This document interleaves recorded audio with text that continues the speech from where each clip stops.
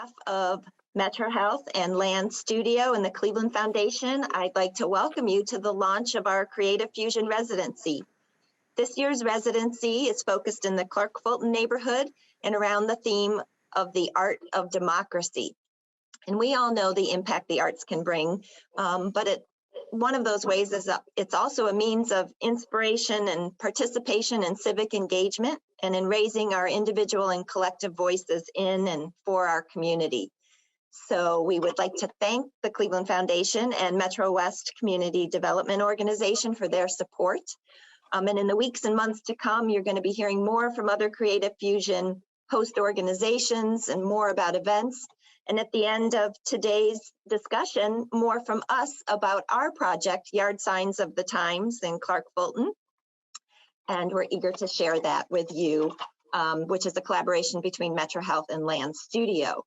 As we get started, just a reminder, you can use speaker view or gallery view. If you use speaker view, you'll see the panelists and moderator that are speaking.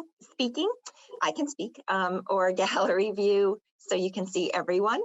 But we're delighted to kick off today's virtual panel and welcome a wonderful group of artists. And I'd like to introduce you to our moderator, Seema Rao. I know any conversation I've had with Seema is always rich, and I usually don't want it to end. So we're so grateful to have her today. And just wanted to let you know she's a native Clevelander and has worked in Northeast Ohio museums, including over 20 years at the Cleveland Museum of Art, and now currently with Akron Art Museum, and she's consulted with museums around the nation. So I'll toss it to Seema and let you take it away. Thank you for joining us, everyone. Thank you, everyone. I'm very excited to be here in this really sunny day. I first want to tell you a couple of housekeeping sorts of things. One, this really is a discussion, and so I will introduce our panelists in a moment. But I am trying, and I know that Aaron, who helped organize this from Land, asked everyone to introduce themselves. Feel free to do that. Tell us about yourself and where you are, and you know what kinds of work you do. But also feel free to ask your questions. There'll be time for questions at the end, but sometimes your questions might be burning. And if you have any interest in asking them, I'll try to check them and also bring them into the conversation. So our panelists today are, and what I'm going to do is actually, I'm going to say all their names. And every time I say your name, I'm going to ask you to say your name back. We already did this yesterday, and I really believe being able to say people's names correctly is important. So I'll ask them, and then I'm going to ask them to say one thing that's exciting, something that's exciting in their life. And actually, hopefully that'll jump off the rest of our conversation. So Dakarai, I think you were first yesterday when we practiced too. And, you know, right. Last name starting with A, you're probably used to it. Okay, yeah, so I'm Dakarai Akil. I'm an artist originally from Cleveland, Ohio, but currently based in LA. Something I'm excited about right now is I recently linked up with a print service out here. So I've been able to finally get fine art prints of my work, which I wasn't able to do as consistently before, but now I have a solid connection with them. I'm happy to start getting higher quality prints for people. And I think, Dakarai, you're like a lot of people who are listening, and perhaps many of us who are participating. You're both a working artist, and then you also teach. I'm actually an art program assistant, so That's I don't necessarily teach. You work with people about art. Yes. Yeah. Which is why you're in the space that you're in. Yeah. All right, next, Lisa Langford. Hello, I am Lisa Langford. I am an actor and a playwright. I'm originally from Buffalo, New York. Go Bills. And I am based in, I'm sorry, I'm a native of Buffalo. It will always be the Bills. I respect the Browns. Who knew it was going to get controversial so early? No, but I like the Browns, but anyway. What am I excited about? Was that the next one? But I'm based in Cleveland. I live in Cleveland Heights. And I'm reading this book by Heather McGhee called The Sum of Us. And it's about how racism hurts us all, not just Black people. It hurts us as a society. And it's fascinating, and it's got the wheels turning, and there's some kind of social justice theater I hope I can produce as a result of reading it. Yeah, you recommended it to me. I actually took it out yesterday, and it's a wonderful book, The Sum of Us. So next is Ryan. And then I'm going to invite all of the participants who are speakers to keep unmuted, like Ryan. Let's unmute and try again. Almost. There you go. Okay, here we go. Okay, hi, I'm Ryan Jaenke. I'm a muralist. I currently live in Lakewood, Ohio with my wife and my 3-year-old. I grew up in the city of Cleveland. I'm currently very excited about this meeting. This is the first Zoom call that I've collaborated with other artists in, so I look forward to hearing what everyone has to say. That's great. And not last but not least, Hector. My name is Hector Castellanos Lara. I'm a mixed media artist. I think I got that title since I've been here in Cleveland. I always say that I was a visual artist, a painter, mostly. But since I've been here, I have many opportunities to explore new disciplines in art, and probably that's why, you know, I can say now I'm mixed media artist, because my involvement with different types of art and communities and groups and schools and universities. So thanks for that opportunity to be here. I think originally I'm from Guatemala, was born there and live in New York for 12 years. In 1990, I came to Cleveland. So I have been here for a while with my family. Thanks. You know, your introductions all make me think about one thing. We all talked about ourselves, where we're from. All of your stories are cited both in where you're from and other parts of your life, the work you did, the work you do, maybe your moves, your family. So how does identity play into your work, and maybe where the ideas come from and how they come to fruition? Well, definitely, you know, we born with that, you know, we bring it with us. And the truth is, like, in my time when I moved to the United States, I wasn't thinking to produce art from my country at all. You know, I trying to immerse into the new art world, especially in New York. It's so tough. But sooner or later, you know, people ask you about your origins, and there is an invitations and probably plans that we can create a new art in base about our roots. So finding probably not the materials we have over there, and we finding new materials here in the United States, we find the ways to bring it into a new dimension. And it's like hybrid. Yeah, hybrid, completely hybrid. I love that word. It opens all these new channels, and get to know many people. So identity for you is an invitation on some level. It's an artistic invitation. And does anybody else? Sorry. Yeah, just sharing mine, but also learning all the time from other people. You know, that's one of the best relations probably that I have. Do any of the other panelists want to talk about identity in their work? Oh, go ahead. Oh, sorry. For me, identity is important in my work. I grew up surrounded by Black art in my home, and then I didn't see it out in the world as much. So my work kind of reflects that, because, like, you know, that it's really just a reflection of me and my life, and my point of view. And I just try to make it more comfortable for people that look like me out in the world to, you know, see themselves in this kind of light. Before we switch over to Lisa, how do you define Black art? Oh, I don't. No, I'm talking to Dakarai. Before we switch over to you, Dakarai, how do you define Black art? How do I define Black art? Art that is that is purely from a Black perspective, that is a reflection of Black identity and things that we experience as people. Because we're all, the one thing we do have in common is that we're all human, but we all have a different human experience to a degree. So, and sometimes it's underrepresented in some ways. So, for me, it's my mission to kind of change that. Yeah. Lisa, did you want to talk to the issue of identity? Yeah. Like I said, I was an actor first because I was an actor for 30 years before I started writing.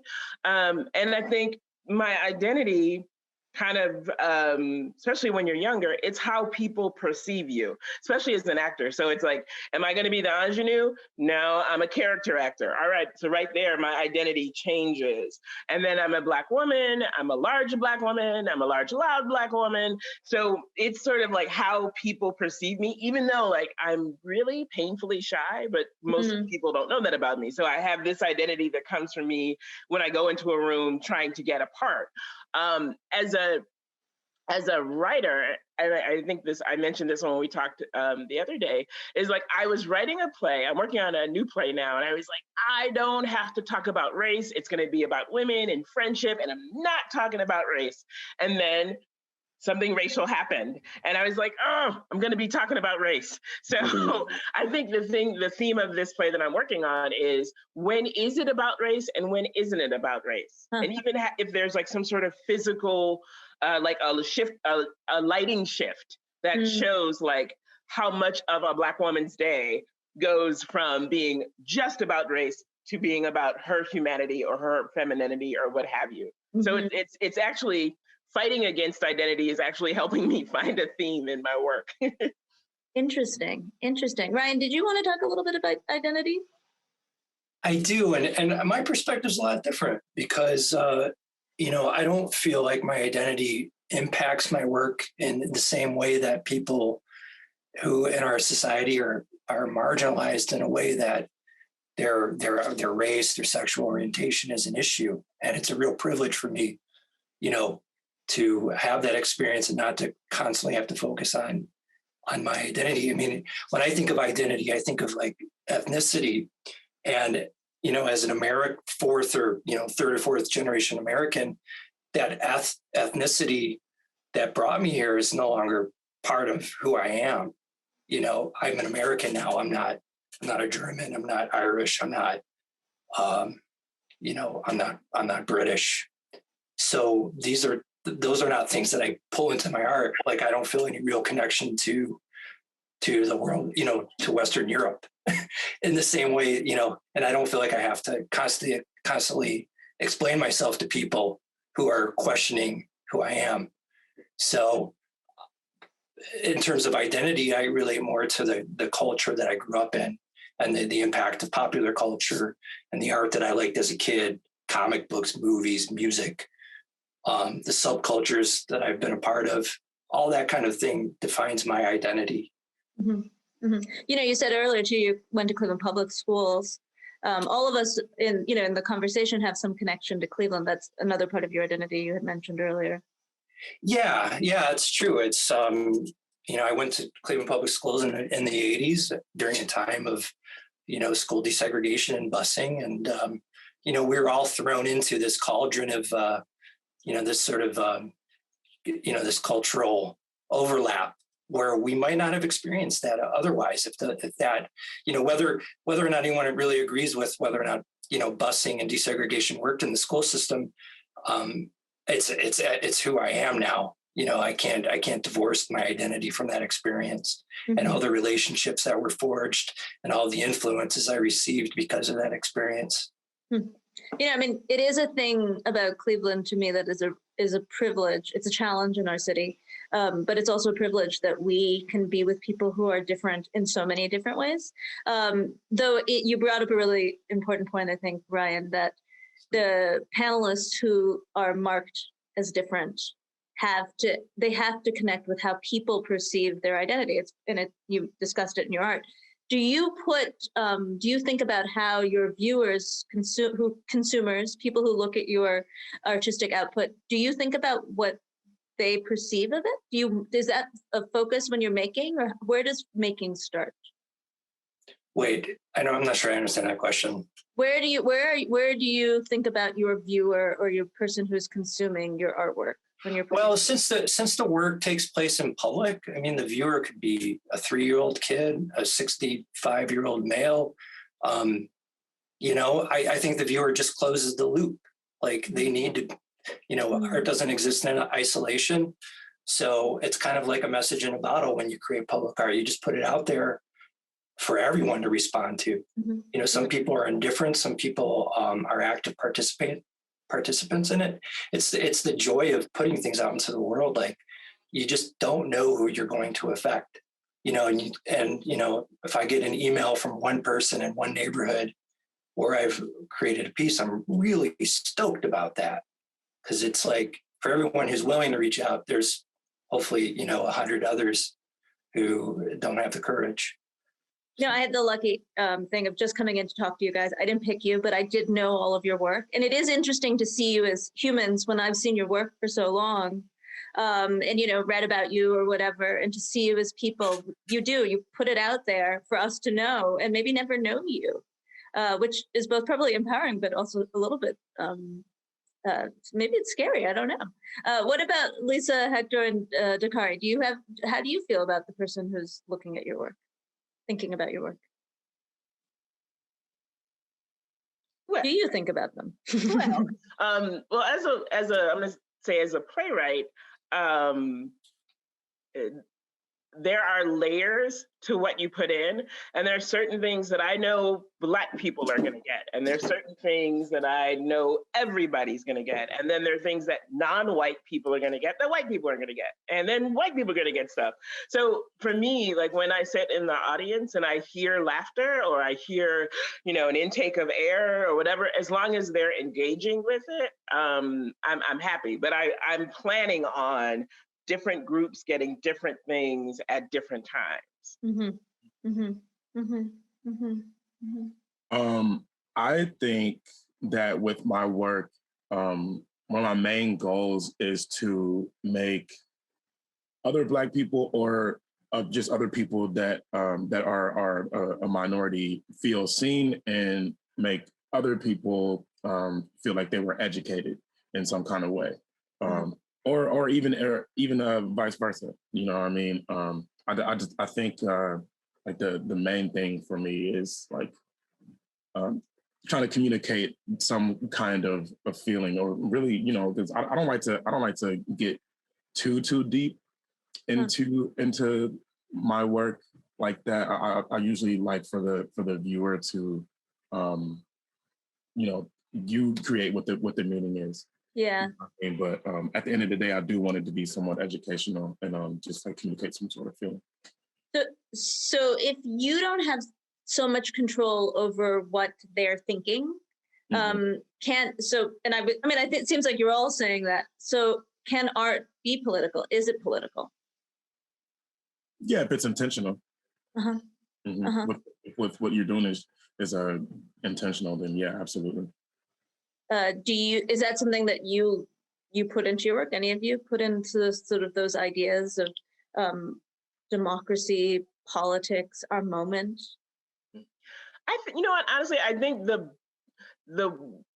type of art that is most successful in commenting on things like our culture or democracy are the ones that are human, that bring it down to the interpersonal level, and then you see the bigger thing. And I always think back to Arthur Miller and The Crucible. Rather than just saying like, McCarthyism is wrong, he took it back to this story about some young girls, and we were all able to like relate to what was going on in a way that we couldn't if it had just been shouted at us. So I think like the purpose of art is to sort of recontextualize what we think we know. And I think you do that when you look at like, who is this person as a human being? Who do they love? Who do they hate? How do they act? That's how you start to really talk about what is democracy, what is fairness, what is justice. It's bringing it down. It's the empathy of it. I mean, I don't know if it's quite empathy, but I around the election season, saw something that Hector made of these skeletons dancing, for Day of the Dead. And while I have a skeleton, I don't usually empathize with skeletons themselves, but the one of them was holding a vote sign. And I think it's one of those things that struck me as being probably one of the most powerful things I saw at that time. And there was so much visual imagery. Hector, did you mean that to be political, or what was your background in making your works of art for Day of the Dead this year, right around the election? Well, yeah, definitely. We have to take advantage of the situation. As an artist, we document, or we're trying to document pretty much everything that happened in our lives, and that was a very critical time. So bringing the images of skeletons, they're always friendly. These type of skeletons are friendly and they're fun. But they always bring a message, and then you can add something very direct, like like a sign, a words, it tells you something. These group of Day of the Dead characters also, they are aware of the elections, Yeah. or giving awareness to people that they have to do it in order to make a change, in the system that we live. And it happens, but it goes through a lot of controversial things, in our lives. But yeah, some will be more direct because we have lettering, we're writing, sometimes I don't like to write anything. It's just the image that will say 1,000 words. That's a perfect thing to do. But there is also modifications that we can add and make it more obvious. I think that's the thing about contemporary art, right? That it's of this moment, and it's so many layers, and it's so much in there. Yes, so we have to give more emphasis when we add those words. There is so many new murals now. They're inviting people to vote. We have to do this. We have to do this. I never seen this before. This 2020 was completely different. Not just talking only about the pandemic. The virus. But it changed our lives. And then as an artist, I've been seeing ways that bringing new forms to the Zooming, the virtual field is so big now. It was there, but we weren't explored 100% the way we're doing it now. Yeah. This gives more outreach, to many people that don't have to go anywhere, stay home, watch everything, get the message. No, it's true. Like all of us are together. That's definitely a benefit. Are there other benefits all of you felt in 2020 with your art? Yeah, I would say around the start of the pandemic, there was a huge push to support small business owners and like independent artists and stuff like that, because people having empathy for us, like in these trying times, there was just like a huge push to support us. So I think I benefited very well off of that. I would say I made like a good amount of money just from like selling art and like prints and stuff like that around the start of it. I would say it was touching. Very touching. Yeah, I felt like people were expressing a great deal of humility. That was great. Yeah. I would say time. And it doesn't mean that I used it well or that a lot of artists used it well, because a lot of people said, how can I create, or how can I write, or how can I focus? Because it was this weird kind of liminal time. But when you're at home and you're on the computer, you might as well write. So I can't say they were good, but I completed 3 plays. I'm not saying they're the greatest, but like I had nothing but time, and it was either write or worry. That's a great line. It's either right or worry. What about you, Ryan? How was 2020 for you? Well, not much changed in my life. I'm an introvert. It has worked out just fine for me. I spent a lot of time in my attic studio, and I have a little bit more time than I had before, but I also have a family, and it's just been I've made the best of it. I'm worn out by 2020. I'm glad we're past that. And I'm glad we're starting to see the light at the end of the tunnel when it comes to the pandemic. And I'm happy to see all of you people, because I have very little interaction with people out in the world. So it's just nice to have a conversation. So you're an active Instagrammer. We can all go back. Everyone should check out all of the panelists' Instagrams, but you're definitely an active Instagrammer, and you've been working on a lot of temp reps. Yeah, somewhat, a little bit more recently than I have been in the past. I'm still trying to figure that whole thing out. It's weird creating art for a medium that's algorithmically driven and trying to crack that code and reach more people. That's a real challenge. Yeah, absolutely. So you brought up a good point. So if we're moving towards some light at the end of the tunnel, you've been sort of talking about these stories. We've been talking about these stories of identity and how you negotiate your identity and how people see your identity and what you want to give those people. And we said, your art is of the moment. So what are the stories that feel exciting that we all need to tell now, or you all need to tell now?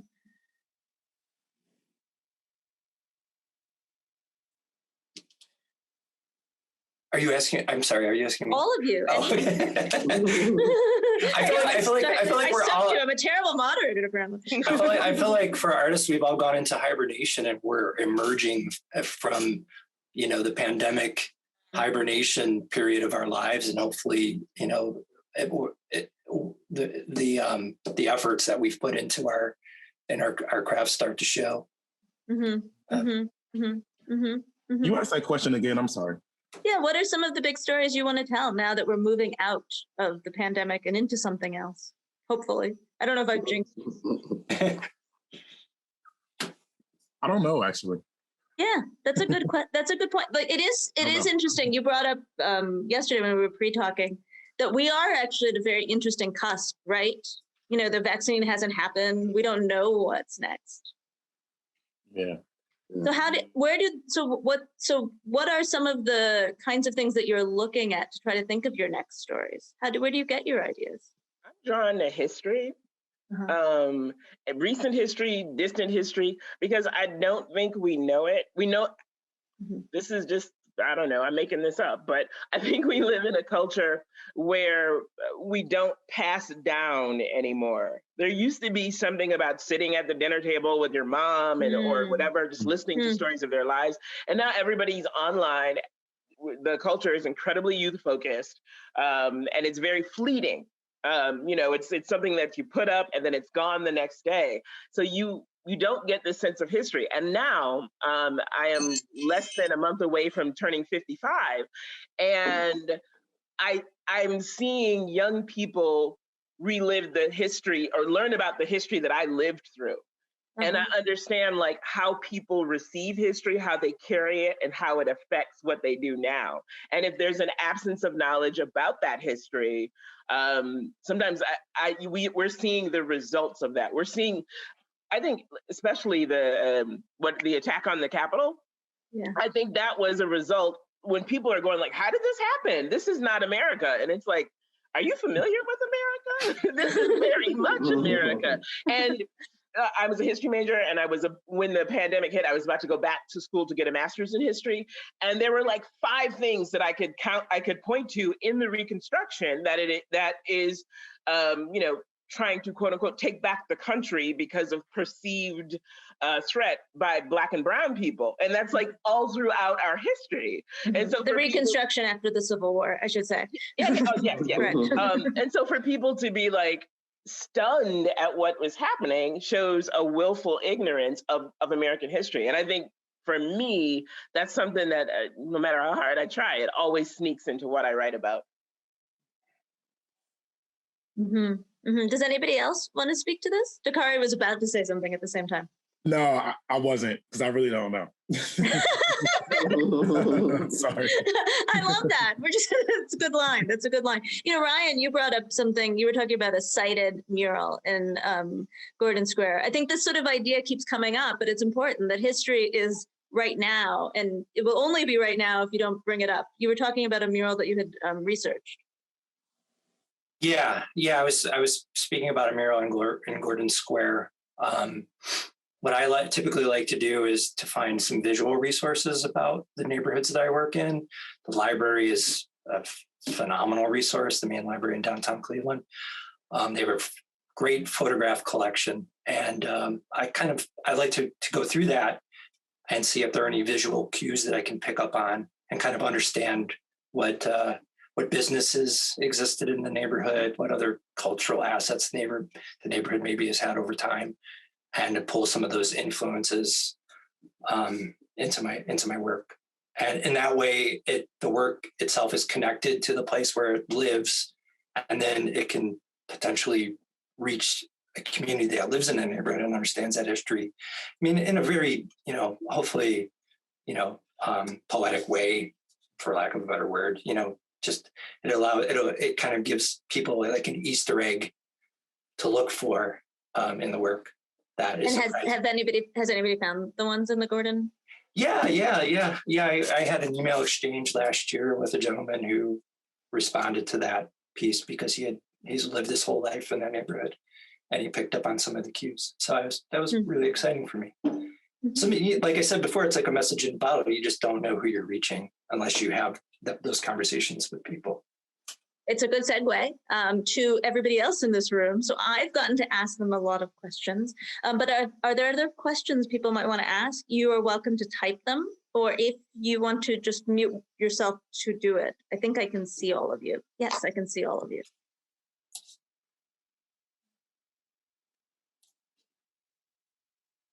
And while we're doing that, maybe the panelists can think of, so I love that idea that you make it cited in the moment, that work, and that you pulled on history, and that there's these sort of secret Easter eggs. Do the other panelists have secret Easter eggs that you can share with us in your work, with any of your works? Yes. This is Colette. Oh, Colette. Okay, Lisa, hold your Easter egg. Hey, Colette, how are you? Long time, old friend. Ask us your question, Colette.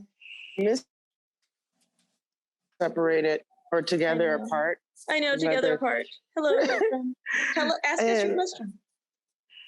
Well, you asked about the Easter eggs, and I love Easter eggs. I love finding them in people's works, even like in movies, people's sculptures.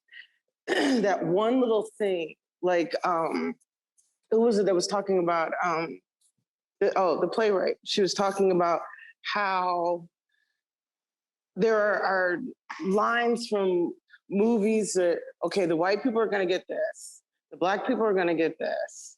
Nobody might not get that unless they're like a total nerd. You know what I mean? So, and I love to do that in my work. One of my favorite pieces from my BFA is called The Medicine Chest. And it's an actual medicine chest that I pulled off of somebody's front lawn. And it's an old one, the one that has the silver on the back of the mirror, and you can see the silver cracks in it. And I put all these alternative medicine things inside the chest, and I leave the chest doors open, right? Well, when I show it, I have like a little dish, and it looks like, the kind that you put your tea bag in. And I have these little green things in there. And I remember that one kid was playing with them, was poking at them and going, oh, these look like a chrysalis. They look like the things that butterflies come out of, right? But anybody who's ever actually carved their own chicken from the living and to the pot, you know what I'm saying? Like has prepared a chicken, like opened it up, took all the innards out, then you would know that that's the inside of the gizzard. But when it dries up, it looks like a chrysalis. And that was like one of my first Easter eggs. So it was really funny to sit back and watch who knew what that little green wrinkly thing is and who didn't. That's cool. And that's awesome. Thank you, Colette. And I'll ask you to mute yourself, and I'll ask the panelists a follow-up question. How do other artists' works impact you and your thinking? Do you engage with them, and how do you connect with them? And Colette, I'll ask you to mute, just because that's sort of the rules. And then everyone else think of other questions you might have for the panelists. My favorite playwright is the late August Wilson, and I got a chance to work with him, and I just think he wrote a play for every decade of the 20th century that's centered on the African American experience. And then he was, just as he was about to do something else, he died, because that was one of those kinds of like phenomenal efforts that just, it's like there's nothing left to do. So in each of my plays, I try to take one line from a play of his and put it in the mouth of one of my characters. And that's also a great Easter egg for us. And it's usually tiny. It might be something like, it don't mean nothing to me. Like, I know that because I played the character who said that. But like anybody else would be like, oh, okay, she wrote that, But it's like, no, I'm just trying to pay homage to someone who inspired me. So. Does anybody else, how do other artists' works influence your work? I actually don't like to look too deep into other people's art, because I don't like for other people's art to influence mine in that way, or well, I'll say visual art. I don't like to do that with visual art. I think I get most of my inspiration actually from music, specifically music producers, DJs and stuff like that. Just down to the way that that I create. I actually don't think I've mentioned it yet this entire time, but I'm a collage artist.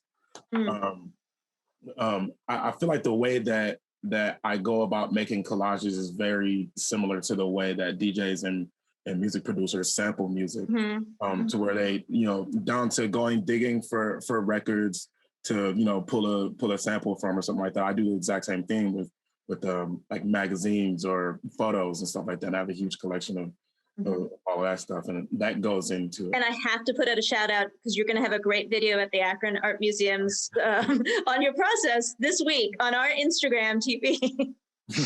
Yes, nice plug. Thank you. So if you want to know how his collage process goes, I know all about it. I've already seen a preview. Cool. And that's true. You're talking about other sources. What about you, Hector or Ryan? Do you have other? How does other artists influence your work? Yeah, I think in my case, even I can work as a individual with individual pieces for a specific art exhibition. I think a lot about all these different artists all the time. It's a combination. I'm not trying to pull. Well, I think we always get something from the masters. They try not to imitate at all. But there are inspiration there. But probably it has been more intense when I work collective. And that comes from different directions. You're working with a group of artists in a big tent for Parade the Circle, for example. Get to know each one of them from different cultures, coming from different countries, different skills. We all come together and build something.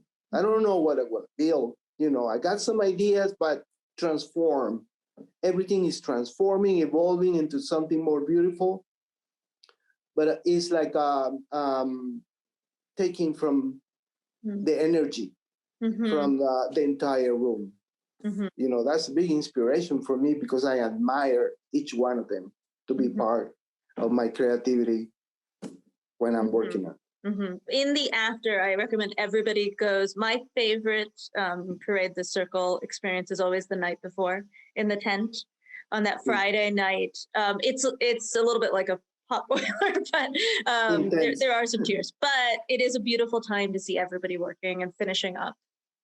Yes. That's true. How about you, Ryan? No sleep. No, that's true. That is very true. I was going to share all the other dark parts of it. Hector and I used to work together, if you didn't know. I have a really hard time distinguishing between high and low art. Like everything. What do you mean? Like, Tell us like more. visual culture just hits me in the gut or it doesn't. So a kid who draws a skull on a park bench with a Sharpie connects with me more sometimes than work I see in an art gallery, or a storefront sign, or a piece of graffiti on the railroad tracks.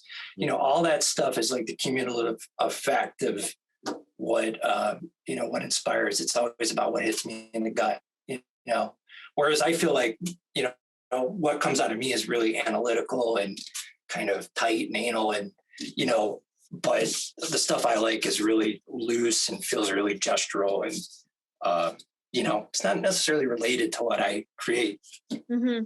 Mm-hmm. I did for 20 years of talking to artists. One thing I love is that the things that influence them get turned from them out into something different. But you might see what their favorite thing is, and it isn't necessarily the same style that they produce, which I love. We're almost out of time. I have one closing question, but I do wonder if anybody else has any other burning questions they'd like to reach out. We already, one thing I'd love the panelists to do is put your social media handles down in writing in the chat so everyone can follow you. I've mentioned them a few times, but I'd love you to do that. Does anybody else have any other questions they'd like to ask?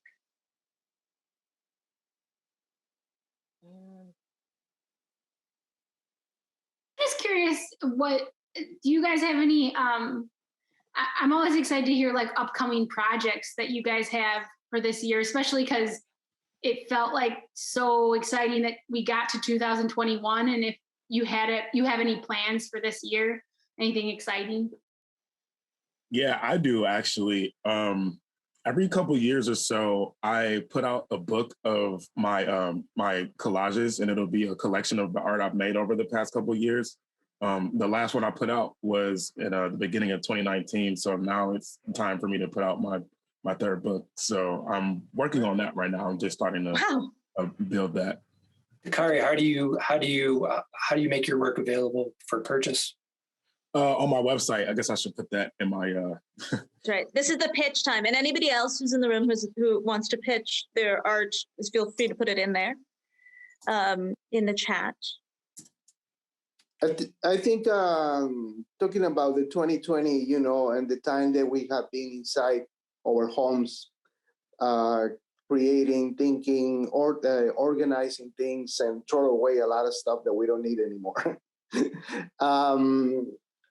There is also a very positive projects came out. For me, especially thanks to the technology, and the many platforms that now exist that we need to learn. I need to learn.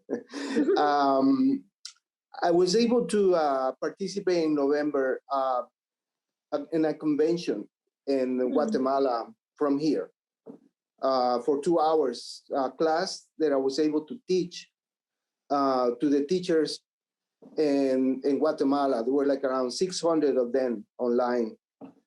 So this is a convention that took like 3 days.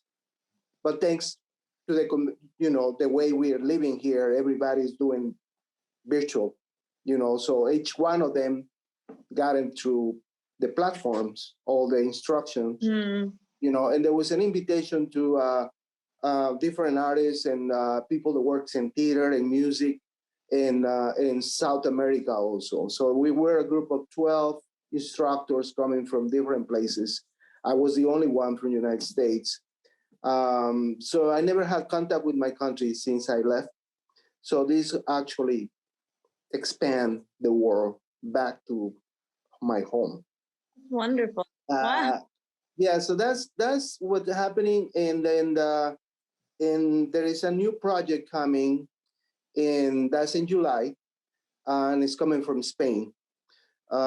It's making a sawdust carpet in the world simultaneously in 2 days. So it's going to happen in different parts of the world. Wow. In all, India, Africa, Germany, Norway, Spain. And Cleveland. One in Cleveland. Okay. But in the United States, there are like 3 more, in Chicago and Miami. I think LA too. There's another one. But those, they have to be built the same time in 2 days, and it's exactly the same design. And it's going to be online, of course. So this is, I mean, again, we have been at home sometimes complaining, about, hey, I need to go out, I need to go see my family, I got to go have some fun, and we're not able to do it, but other things came up, and we have learned a lot, and we continue learning how to live in this crisis, during this crisis, so that's something good. Ryan, Lisa, would you like to pitch something exciting that we should look out for? Sure. I'm looking at Lisa like, wait. Go ahead, Lisa.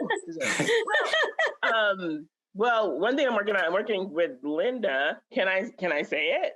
Oh, okay. Linda just goes, no.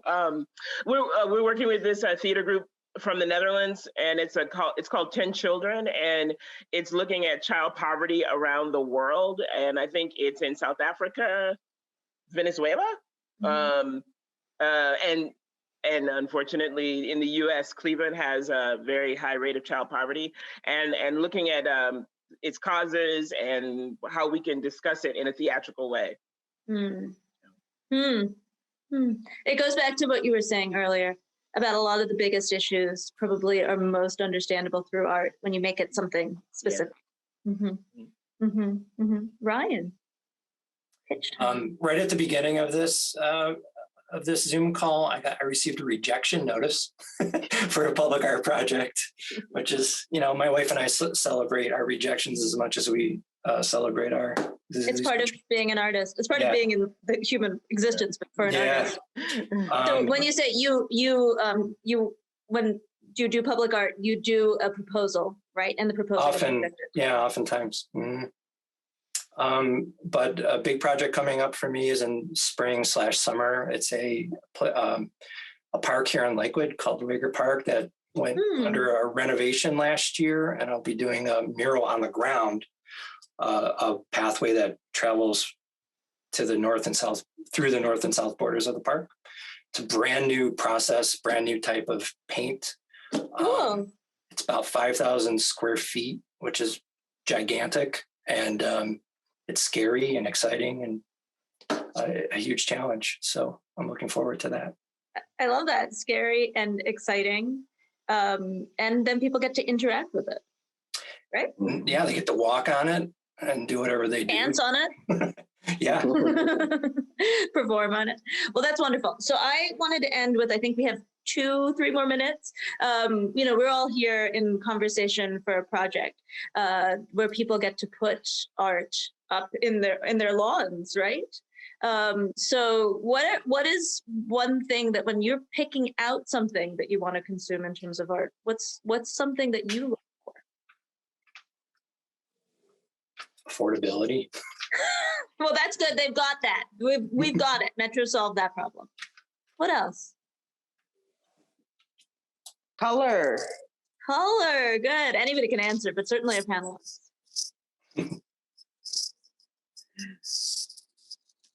What else do you look for? I guess for me, if it ignites some kind of feeling in me, I have to feel something when I'm consuming it. That's a good thing for anybody who wants to. We're doing the call for artists. I'm about to turn it back over to Linda, which is why I thought it would be a good segue. And Lisa or Hector? If I learned something new.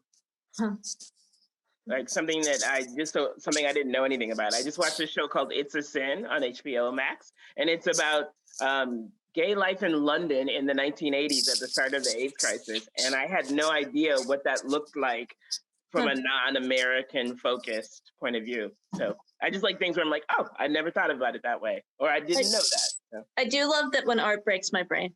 I always think that. I'm like, ooh, perfect. All my frames of reference have changed, shifted.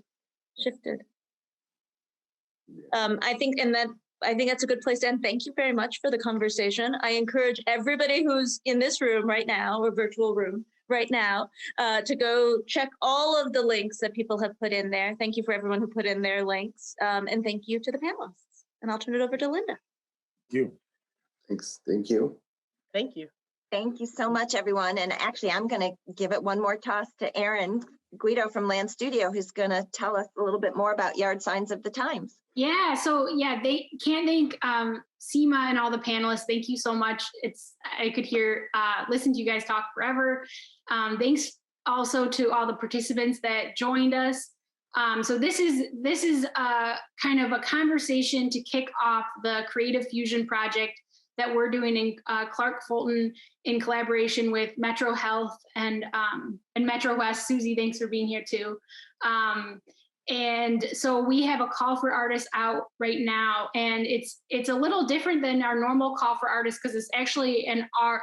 We're requesting artworks rather than portfolios, and this is because we want it really to be open to everyone. So everyone on this call, if you have some kind of connection to Clark Fulton, whether you work there, you live there, you play there, if you have some kind of connection, then you're qualified to submit, and you can submit existing artwork, or you can create something new. You can be a student, you can be a community member, you can be an artist. We really would love artists to submit. And all the submissions are going to be displayed in the online virtual gallery. So please submit, because we want to have a really cool gallery going on. And then we're going to choose 8 of those artworks with a committee to actually be printed on yard signs. So then, and we'll pay each artist for those designs $500, and then they'll be printed on yard signs, and community members can grab them for free and put them all throughout the neighborhood. So, Clark Fulton has some main thoroughfares, but, it has just such a rich, walkable community within the neighborhood blocks. And this is a way of bringing artwork into those neighborhood blocks. Businesses, but even just, houses and things can display the artwork that they want to. So we put in the chat, so along with all those links, the last 2 are the call for artists. The call for artists, one is in English and one is in Spanish, and we'd love for you to share it. It's also you can download it on signsofthetimes-clarkfulton.com, which we also have been kind of sharing that link a lot too. We've been sharing it on social media. We'd love you to share with all your friends, anyone who might be interested. And we just hope to have a lot of artwork in our online gallery, and then super excited to have community members be able to display whatever artwork they choose that was created by artists and community members. Did I miss anything, Linda? No, I think that's it. Again, many thanks on behalf of Metro and Land and the Cleveland Foundation, and we're happy to answer any more questions. And we look forward to keeping in touch and working through this project and many more things to come in Clark Fulton and Cleveland together. Yeah, and this conversation has been recorded, and we'll have it up after just maybe some editing with the title block and things like that.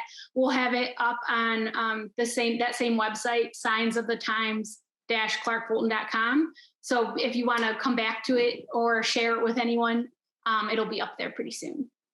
Cool.